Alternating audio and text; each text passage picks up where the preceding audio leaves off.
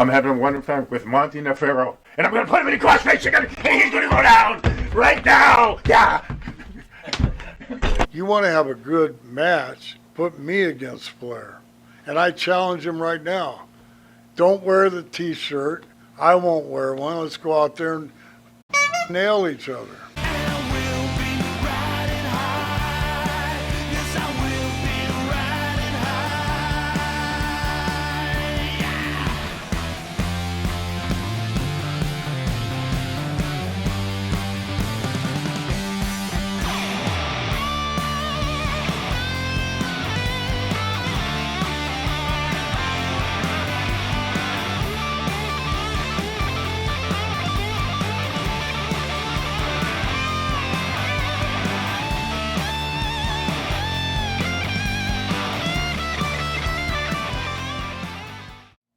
All right, welcome back to Long Island's #1 pro wrestling broadcast, Monte and Pharaoh, where we welcome Greg the Hammer Valentine.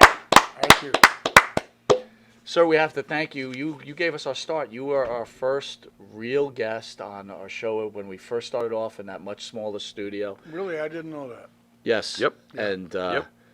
And we had Mexican. Well, I dressed up for the occasion. I know, you're looking good. You got the jacket on. You got the First sunglasses time on. I looked like I just got off the beach in Florida with shorts and everything. You just mentioned Vince McMahon.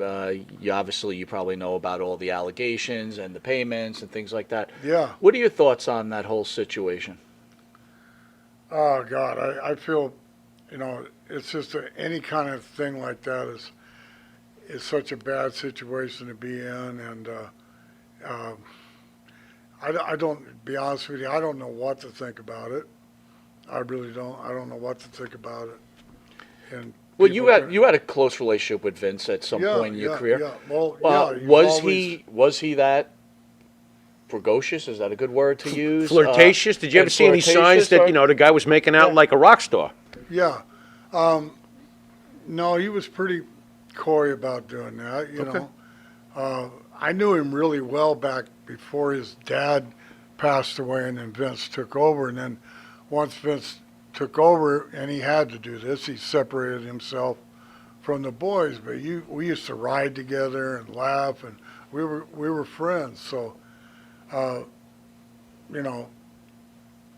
it's just I don't know what to say about it. I don't want to say anything really. I just feel bad that I feel bad for him. I guess I feel bad for the girl too. It's hard to say. You feel the company's in good hands though now with Stephanie and Triple H? You feel confident in the future of the WWE? Yeah. I think they're fine. Stephanie's smart. She's a chip off the old block, and Linda McMahon she'll be in there, and I can see Vince. He's going to be back there in the back, still pulling the reins. So you still think Vince is around somehow? Yeah, he'd be like, That's great. He'll be like Obama helping Joe Biden now. There you go. Oh my God! Wow.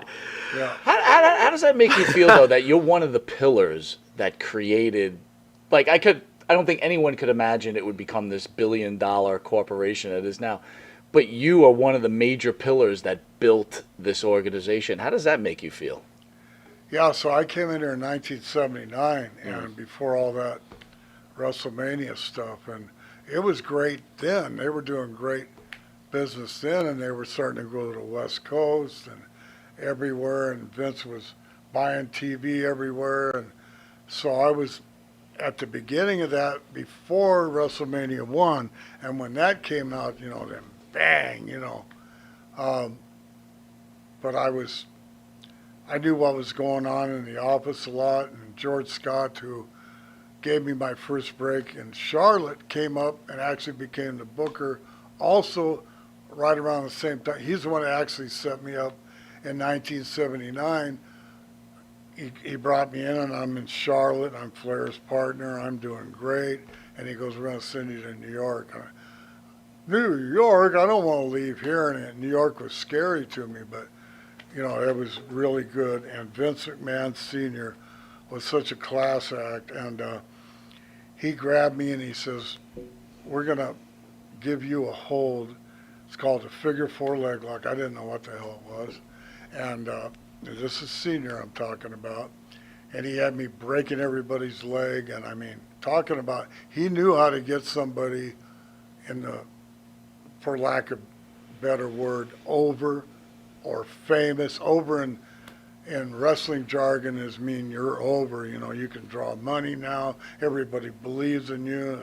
Figure four, and he knew how to do that. So Strange question.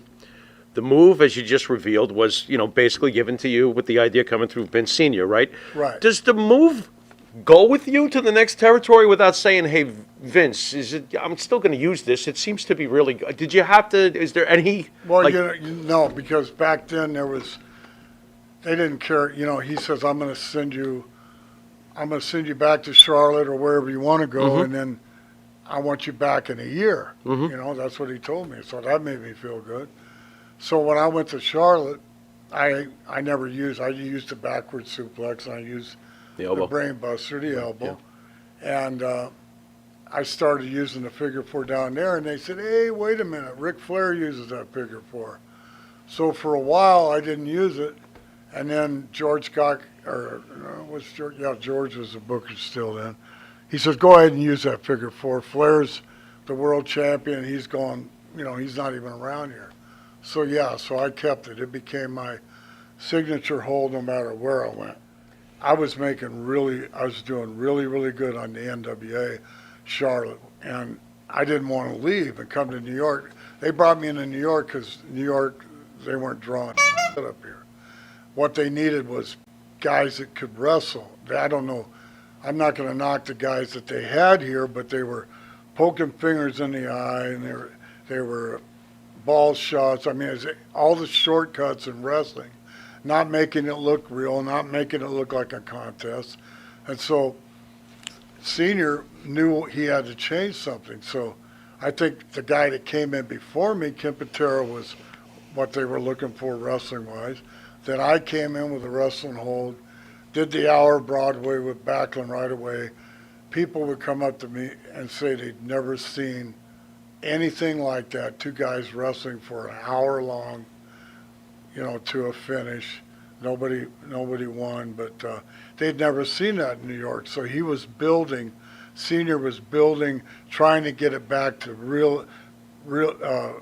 realistic wrestling. Something a fan could bite their teeth in and say, I know that's not fake. That's got to be real. Look at that. And back then, me and Tito used to hit each other hard. I mean, it's just certain guys that didn't want to work with me because I hit them hard, but I didn't hit them in the face. I wanted everything to be believable. I grew up watching Johnny Valentine, my dad, who was the stiffest son of a bitch ever.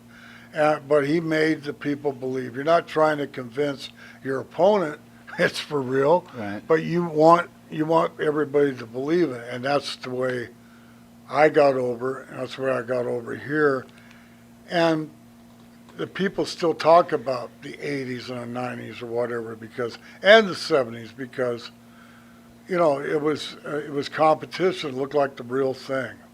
The only we knew a lot of, I didn't plan my matches. I went out. I didn't want to talk about my matches. I went out. I knew what the ending was going to be, whether I was going to lose or I was going over.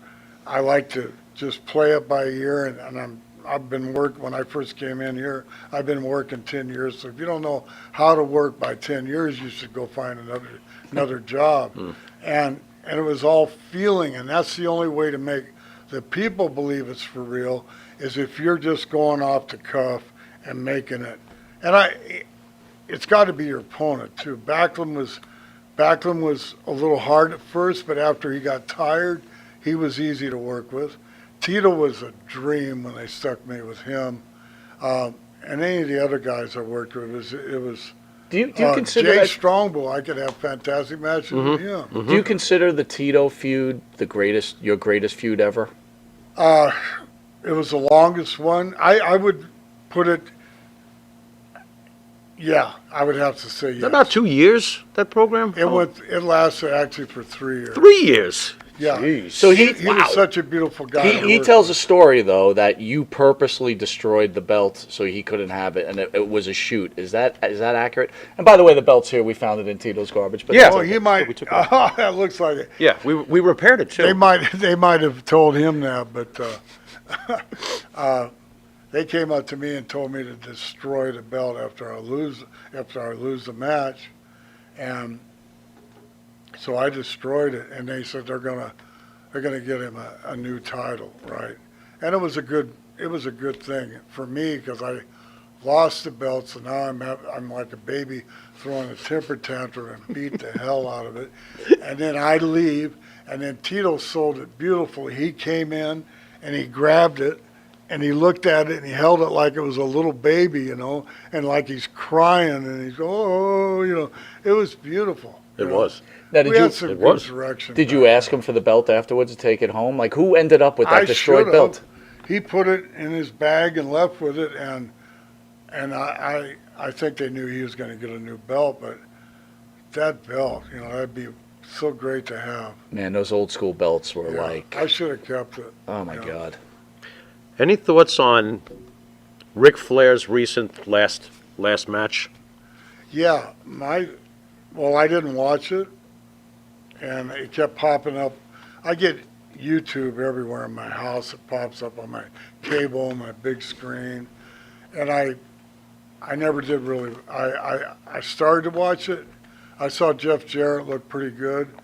Rick had his shirt on. I go, I ain't gonna watch it. He's got his shirt on. And I hate that.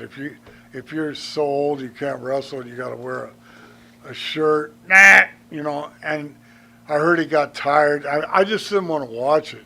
Now, you want to have a good match, put me against Flair. And I challenge him right now. Don't wear the T-shirt. I won't wear one. Let's go out there and nail each other. That would be. Oh my God. Yeah. I challenge him right now. Now, Well, let me ask you this: were you a greater? Well, we were talking about the last night's show, the greatest of all time. It was Hulk Hogan's birthday yesterday, and Was it really? yes. Okay. Would you consider yourself better than Ric Flair as one of the all-time greats? I'm better than Hogan and Flair. nice. Yeah. Tell us why. Why do you feel that way? Well, Ric Flair's matches were all the same. And I used to put thoughts into my matches and try to mix it up, And sometimes we get repeat. There's only so many different things you can do. But, how many times you're going to watch him go hit the rope and turn around, go over the top, run down, come on, drop the elbow. How many times you can see that? That's every friggin' match he has. I like Rick, but I'm shooting from the hip. Yeah. I'm saying his matches are all alike. Mine, I couldn't take the bumps like Rick, but I don't think bumps are that realistic. Anyway, I tried to make my matches different. And as far as Hogan, he just had the ultimate push. Nice guy, had great interviews, big friggin' arms. He was just right for that time in the era. But as far as work and realistic and drawing money, I sold Madison Square Garden out 17 times. And I know that for a fact. And I think it's because of my believability. And Hogan had the major push, and he had his own deal, made lots of money.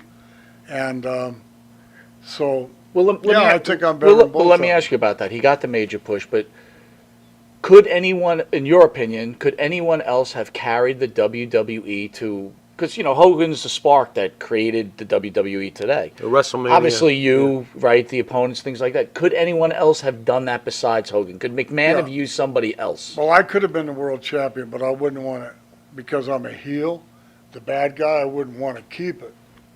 So he was perfect for that. But the reason I say I was better than him is I was just a better worker. Yeah. But me and Tito used to go out. I mean, they had 3 towns a night running in the 80s, in the 90s. And me and Tito could go main event in Detroit and go to Boston that same day and sell both Boston and Detroit out with just the Intercontinental belt. We didn't need Hogan on the card. We didn't need anybody on the card. We could do it ourselves. I mean, you got to have an undercard, but Hogan. So that was a big feather in our cap for drawing, and I can't draw nothing by myself. I have to have a good opponent like Tito. He was fabulous. So what you're trying to say is the other wrestlers probably happy being on the B card with you guys because the draw is the same as a Hogan card. So I was a B card, but we still sold out, and we made money. And I'll listen, Greg and Tito over there, don't worry about it. We'll have Hogan go over here. And then I think there was even three cards on the weekends, and they probably still, wrestling was just hot back then, but we could, the Intercontinental Champion could, I myself could sell out without Hogan on the card. Key word being worker. You've mentioned it a couple of times. Who to Greg Valentine is the greatest worker in the history of pro wrestling? Besides myself? There you go. Well, we got the obvious. I mean, who's second to you? No, there's guys with different styles, and I guess like Stone Cold Steve Austin.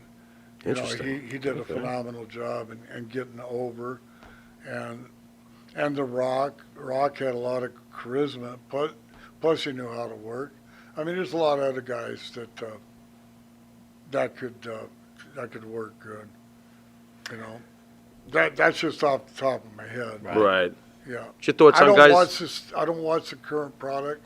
Okay. I can't really. I don't want to say anything bad about it, but I'm just past that. I watch WrestleMania, and that's about it.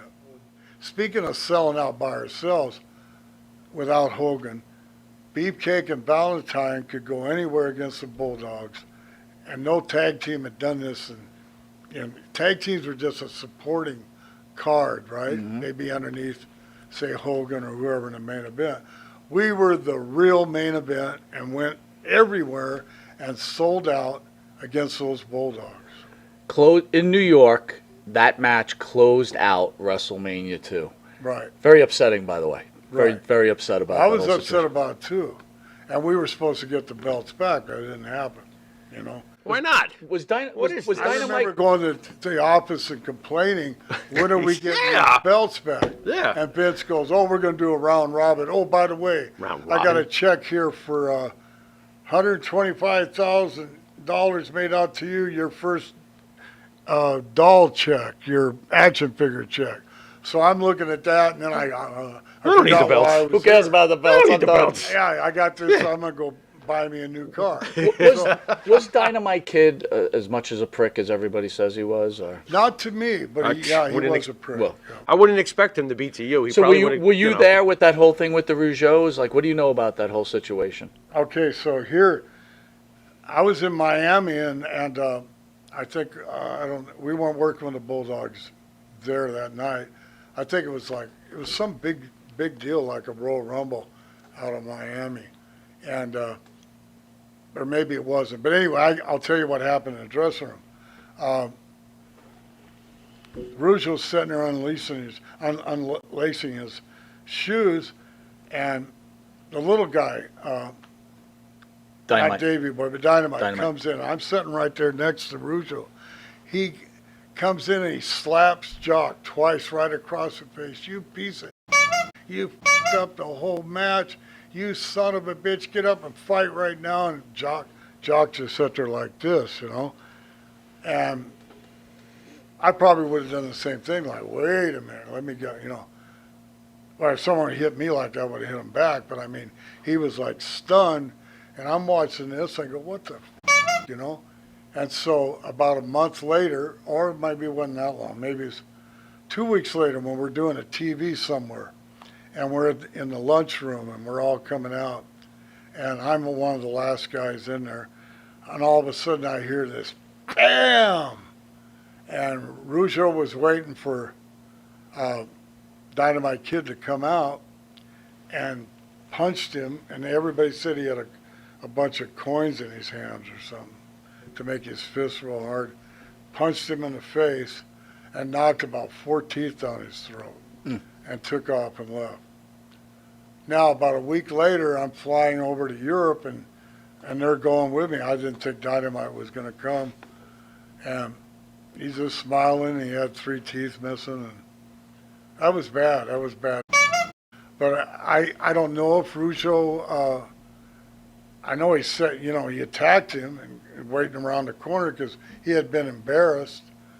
I don't know if he had a roll of quarters there, but he gave him a hell of a shot and knocked 3 teeth out.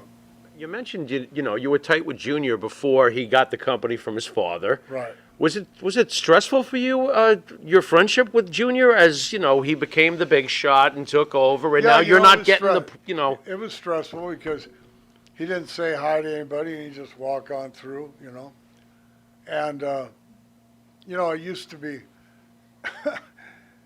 Captain. We used to have these big dinners after Allentown, and everybody would be invited. Not everybody, but I was there. Grand Wizard was there. Sergeant Slaughter was always there. Gorilla Monsoon was there, and a couple other guys, give or take a few. And we'd all have that big dinner, and Vince Senior would be at the head of the table, and Junior would be right here, And Captain Lou, about halfway through, would get really drunk, and he'd start laying it in on Vince Jr. I'll tell you what, you guys better watch out, because if anything happens to that old man, that punk kid is going to take over, and if you fall down in front of him, he's going to walk right over the top of you. In other words, he hasn't got the heart that the old man, but I don't want to say that, he's still a chip off the old block. It's a different thing. Maybe Vince had to separate it, because he was taking over, but he didn't have the heart that the old man had. Vince Senior used to come up to me and he goes, when I had to, remember the name Stan Stasiak? Sure, Yeah. sure, He of said course. he'd been here forever, and I had to let him go. And he goes, I couldn't do it. I couldn't fire the guy, but I finally had to do it. He's telling me this story out of the blue. And he was such a good guy. And, maybe Vince is a chip off the old block. I'm sure he's got a good heart too, but he'd send Pat Patterson out to tell you you're fired or something. But yeah, so, but I know. How did Pat handle all that, though? That had to be tough on Pat too, right? What's up? Like, so he Letting sent, people go. He'd have to Being send the Pat to mouthpiece be for- the mouthpiece all the time. Was that difficult for That Pat? can't be easy. Yeah, okay, so, but I think in later years they just send you a letter and say you're fired. Just give you the old FedEx. On your wedding day. Yeah, on your wedding day. Yeah, like CM Punk. Yeah. So yeah. Yeah. we all know that AEW is coming around, and again, you against Roddy Piper, dog collar match. Everybody knows that, and from being up here, Right. we would read it through the PWI. the magazines, all that stuff. Right. Like, Yep, holy cow, after. look at this. But I'm just asking your honest opinion. I'm sitting there watching you, and they're announcing this match, and you're sitting in the Oh, for chair. AEW? You're kind of waving to the crowd, yeah. And I'm Right. thinking to myself, does he really do you really want to see them try to replicate the iconic match like You think that? they I did- mean, what was going through your head? Did they do you justice in your Okay, mind? so I'm watching it and trying to analyze it, and I know they keep have the cameras hitting me, and stuff, and I'm trying to sell it, while I'm watching it. I thought they did an admirable job. Is that a good word? Mm-hmm. But you can't duplicate what me and Piper did. Come on, you can't do that. I don't know. Did they bleed or anything? I can't even remember. But I don't think the chain was a big, heavy chain like we had. But I was there, and I thought they did a good job. And it's a shame that guy died not too long, Brody Lee. Mm-hmm. Yep. After that, Mhm. And Cody Rhodes, he's a chip off the old block too. So I thought it was, I would give it a B plus. But as far as compared to me and Piper, no. Was that your greatest match of all time in your mind, or is there something else? Actually, the matches that me and Piper had leading up to that in different spots around the Carolinas, you can catch them on YouTube every now and then. I thought they were better. I mean, they were some jam-up jelly type matches, but when you got a chain in there, it's hard to work with that thing. But I think we did a great job with it. I guess as far as brutality and iconicness, that would be the greatest match that either one of us have been in, other than him being on top in WrestleMania 1, and then I think me and Brutus had some fantastic matches against the Bulldogs, but not WrestleMania 2, maybe some Saturday night's main events. And yeah, so It's funny you brought that up. I was just thinking about that because I thought you guys were going to win the belts back that night because I think Yeah. it was a 2 out of 3 falls and you Right. took the first fall. I'm Yeah. like, oh, thank God they're going to win the belt back. but yeah. So back to Piper real quick. Today's wrestler, you're a huge guy. You are a wrestler. Today's wrestler, 150 pounds, 160 pounds, whatever the case is. Now I'm a huge guy. Now, This is a problem. Now, Piper wasn't a really big guy, I'm assuming, No. right? How was Piper able to present himself that you felt he could take on Andre the Giant and beat Andre the Giant? What was it about Piper? He was believable. Why? Well, yeah, because learning how to work, you learn how, when you get in the ring, because I wasn't the biggest guy either. You just learn how to project yourself. And Piper had that, that sneer and that look and believability, and he was a Golden Glove boxer, so he was really a tough guy. But he was only about 225, 230 pounds soaking wet, maybe 235. He pumped up, but he wasn't a big guy. But he had good-looking punches because of the Golden Glove. He came up the hard way. He came up in L.A. like I did, and he came up the Mid-Atlantic. The Mid-Atlantic, he really got together and learned how to mix his boxing with his wrestling. I always kind of tried to do the rope-a-dope thing like Muhammad Ali, and tried to mix boxing with wrestling, because it gets, you take the shots, and just wrestling period is boring after a while, laying down a hold. But you get the guy down a hold, make the people come back, then you go back to fisticuffs again, So I think Piper was a great worker. You've had some really awesome tag team partners over the years, but can I ask you a little bit about what I feel like on paper, this might be the greatest team of all time, and it seemed to be like a rocket ship that you passed by. Ric Flair and Greg Valentine. Memories of that very special tag team in my mind. The only thing that I didn't like about being Flair's partner is sometimes he would forget I'm on the corner waiting to be tagged in. Really? Okay. He would get into his match so much. Now, that's not a real knock. And then I went to him, I says, man, you need to tag me in more often. And so we got to do that. But he was so used to being out there maybe by himself, he'd forget I'm over there. What makes a tag team good is the tagging in and out. So a lot of times we had some great matches. I think, that could have been a dream team too. But he went off on his own and became the world champion, and I came up here to New York. So I would have to say Beefcake was my best partner. I There agree. you go. I agree with you. You I love agree. them. There you go. And number one, because you got to have a captain, and Mm-hmm. I was the captain, and Beefcake, he followed right along, but he learned so good. He looked so good. We both didn't have blonde hair. He had his own look, and I Yeah. had my own look. Right.